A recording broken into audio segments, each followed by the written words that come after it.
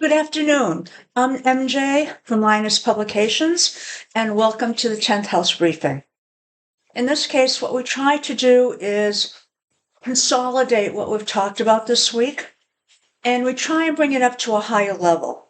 So rather than looking at the trees, which we do during the week, we get all into all that detail, we bring it up so we're looking at the forest. And I try to identify whether I'm seeing anything that's a concern for the future. So let's take off and start off with Mexico. Now, Mexico has been having issues with Trump, with the tariffs, with the drugs, with Trump wanting to go after the cartel on Mexico's land. But Mexico so far has been actually very good at sort of holding a line. So they are acting in a way to preserve its sovereignty. They are making some, I don't want to call it compromises because I don't know, but they have turned over some cartel members to Trump. So they seem to be on at least this, on a speaking term, and they seem to have a working relationship. Now, from their perspective, the government is consolidating under the Moreno Party, I believe it's the Moreno Party, which is the current leader's party. So that bodes well for the leader being able to get, her agenda across. Now, they are being able to move towards their vision of what they want to be or what they want to accomplish. They are likely to get some blockage here again, probably from Trump, around this 11/24 time. On the good note, I'm not seeing any fireworks going off here. I'm seeing that sort of calm. There's talks. Trump may again start off with the tariffs and stuff. But as a note, Mexico is working on, working to get other trading partners. And that's not good news for the United States. So let's now take a look at Claudia Sheinbaum. And she is the leader of Mexico. And she's had difficulties with trying to balance with Trump and to consolidate her power at home. But she's done a great job. She's leading the country well. She's managing, and maybe the proper word is not managing, but she and Trump are able to relate on policy. And it seems to, except for tariffs, be able to benefit both countries at this time. Now, there are issues, again, with Mexico now looking for other trading partners, which is what they should be doing in this situation, but that's not going to benefit the United States. Around the end of the year, yes, I am seeing firecrackers going off with Trump. So I'm not seeing so far anything that seems to be threatening to her itself. But I am seeing power struggles. Diplomacy may not, maybe running a short fuse at that point, with the alliance breaking down more. So that's something to be watched. Our next one we have up is Tyler Robinson. And I'm just going to mention this in briefing. The only reason I did him is that it's an event. People would probably like to be able to see his chart and see maybe what was motivating him. And I think we covered that in the during the week. Now, there are issues with his birth date, and the birth date I'm using is actually one that has been cited multiple times. So at that point, I'm leaving it at that. Let's take a look at another one, which is Denmark. Now, with Denmark, the question is, has Trump gone away? No, he hasn't gone away. In November, we're going to have something coming back, could have to do with Trump. Typically around 11/22, we're going to see what this event is. And in effect, does it relate with Trump or does it relate with someone else? Now, we're also going to have an event next year around the 7/15, but I didn't want to talk about that. I'm not seeing any trigger points here yet. So I'm saying, yeah, some little flashes of light, whatever, firecracker here and there, but nothing nothing that I'm worried about. So I'll check, for the beginning of next, later this year, I'll check into next year, and then we'll update. We'll see what's happening in November. So that's pretty okay. Let's take a look at our next one. And in this case, this is Iceland. This I did because I thought it was Iceland I was supposed to do, and not, rather than Denmark. And Iceland actually has some great angles here.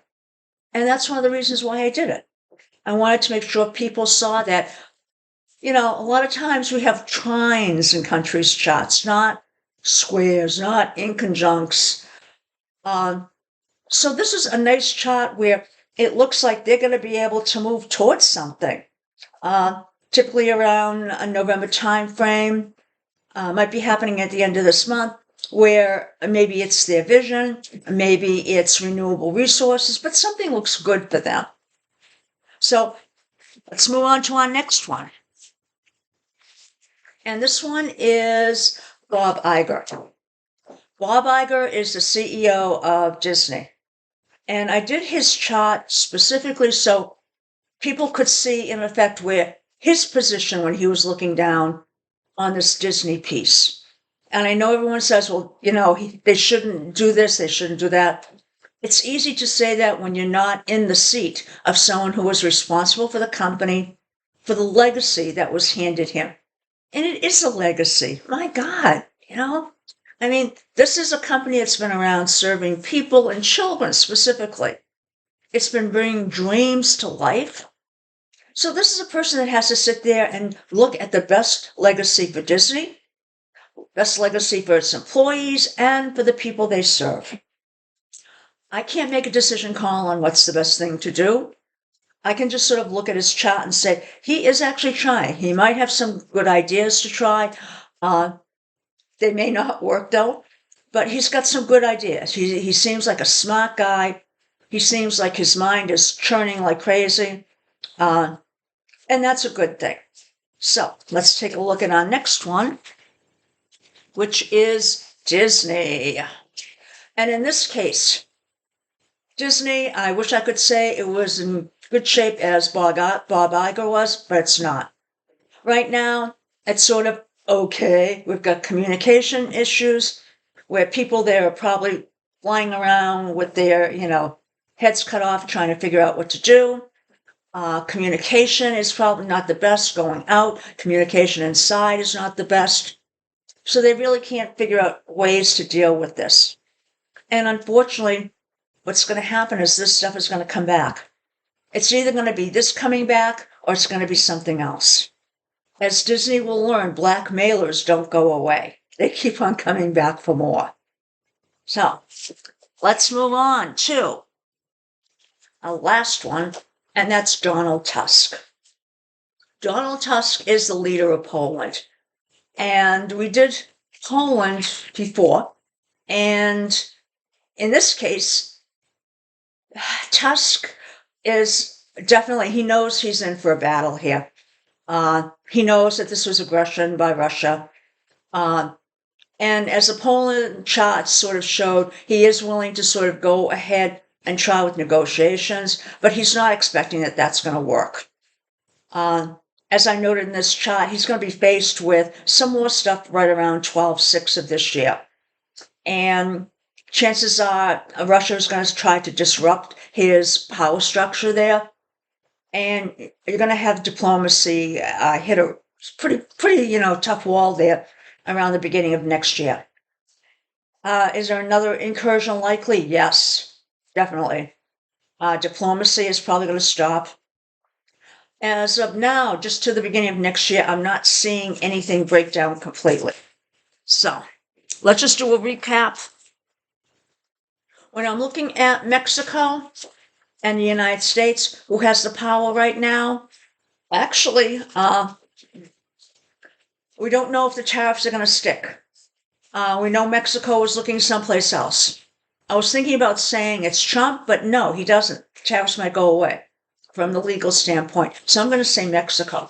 They're getting their act together. And the reason I also say that is the leader, Claudia Sheinbaum. she's consolidating power in Mexico. She knows how to handle Trump. She's very pragmatic.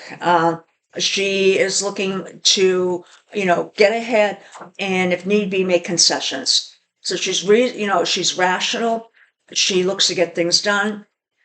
Who's got the power? She does. And that's one reason Mexico has the power now. We'll see what happens later. Now let's take a look at our next one. And that's Tyler Robinson. Who's got the power? Well, in this case, we've got Charlie Kirk. He's got the power even though he is passed. What happens? He has turned. Charlie Kirk's death has literally transformed what was a simmering, let's say, pot into something that's boiling over. So Charlie Kirk I don't know if he would have wanted that. Maybe he would have, maybe he wouldn't have. I'm not going to put words in his mouth. But Charlie Kirk has the power. Even though Tyler Robinson killed him, Trump is using Charlie Kirk to do things he may not have normally done. Well, not normally, but he may not have done out in the open. The right is using him. The left is using him. So Charlie Kirk is, he's got the power. Let's take a look at our next one. Denmark. Who's got the power here? Right now, Denmark has power. They know what's up, and they're preparing. So, in effect, even though something's coming back, they're prepared for it. And this is something where Denmark is now Denmark is behind Greenland, and the EU is behind Denmark. So this is sort of starting to get on tricky ground. So Denmark has some power here.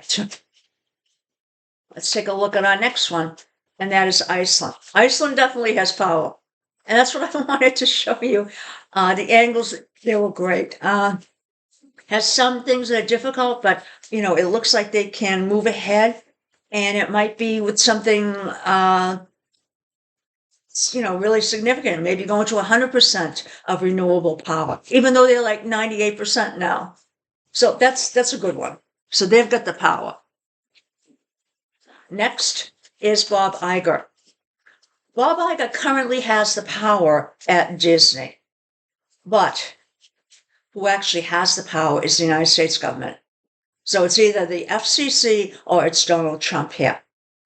And I believe it's going through the FCC from Trump to Disney. So in effect, even though Bob Iger is trying to do all these things, and he might actually do it, right now he doesn't have the power. He's responding to something. He's trying to deal with it. And in effect, we don't see the results of that yet, so the power is still in Trump's hand. Let's take a look at Disney. Oh boy. Disney, the power is definitely with Trump. Again, through the FCC. And in this case, as I noted, I see this coming back. Either this particular piece or maybe one that's even worse, which is they try to do it with something else. So it's like a blackmail. You pay them once, they're going to come back. And they're always there with their hand out. So it might be interesting to see if all of a sudden Disney starts giving more gifts to the administration. Maybe they take a significant amount of the cost of the ballroom, things like that. Donald Tusk, actually, he knows what's going on now. And when you know what's going on and when you start making adjustments for that and you're moving to prevent it, then you have the power. So right now, he knows what's going on. They're still trying to negotiate, but that's almost like a done deal, that he knows it's probably not going to work. So he is definitely engaged in this. He knows the direction he wants to go in. He's going to be, definitely they're going to be trying to manipulate him and disrupt him. But right now he's got power and he has the EU in back of him. And he's got the power too, because he is right at that edge. So Putin would literally have to go over him to acquire or move into EU. And I think Tusk is prepared for that. I hope you enjoyed this and have a great day. Bye now.